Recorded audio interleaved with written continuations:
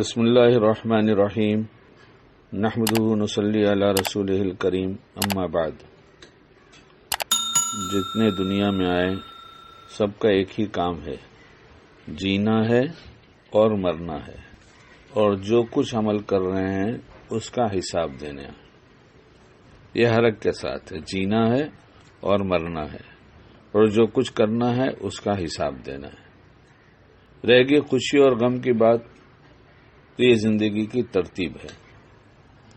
اللہ تعالیٰ کسی کو خوشیاں دینا چاہتے ہیں تو مٹی کو ہاتھ لگائے تو سونا بنتا ہے، الٹے کام کرے تو سیدھے ہو جاتے ہیں، اس کے فیصلوں میں برکت دی جاتی ہے۔ دنیا میں ہر طرف ایسے انسان کے لیے واہ واہ کی صدائیں آتی ہیں اور اکرام ہوتا ہے، مخلوق انہی چیزوں کو دیکھ کر عزت کرتی ہے۔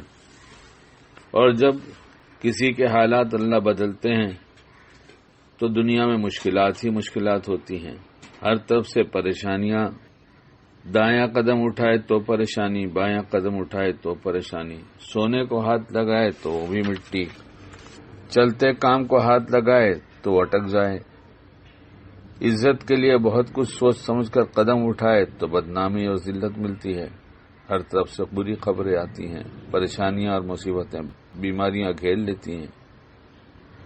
یہ تو دنیا میں لگا ہی رہے گا، یہاں یہ نہیں ہو سکتا کہ کوئی صرف پریشان ہو اور صرف خوشحال ہو۔ یہ دو شکلوں میں سے کوئی ایک شکل کبھی آتی ہے کچھ دنوں کے لیے، پھر وہ بدل جاتی ہے، اور کبھی دوسری آ جاتی ہے پھر وہ بدل جاتی ہے۔ رات دن یہی ہم دیکھ رہے ہیں، سورج نکلتا ہے، دن روشن ہوتا ہے، سب طرف اجالا ہوتا ہے، اجالا ہی اجالا ہوتا ہے، یہ اجالا سب کے کام بناتا ہے، پھر یہ ڈوب جاتا ہے، اور ڈوب جانے کے بعد اندھیرا ہو جاتا ہے۔ دن کام کے لیے بنایا گیا، رات آرام کے لیے بنائی گئی، دنیا کا دستور ہے یہ۔ اور مومن کو اس دنیا میں جو بڑی پریشانی آتی ہے، چھوٹی ہو یا بڑی، اللہ رب العزت اس کی طرف سے اس کا اجر اور بدلہ دیتے ہیں۔ سیدہ عائشہ صدیقہ رضی اللہ تعالیٰ نے ایک مرتبہ دیکھا کہ رات کو چراغ جل رہا ہے، ہوا کا جھونکا آیا اور چراغ بجھ گیا۔ نبی علیہ الصلوۃ والسلام نے فوراً پڑھا انا للہ و انا الیہ راجعون۔ سیدہ عائشہ رضی اللہ عنہا بڑی حیران ہوئی، عرض کیا کہ اللہ کے محبوب، یہ آیت تو بڑے غم اور مصیبت کے آ جانے پر پڑھی جاتی ہے۔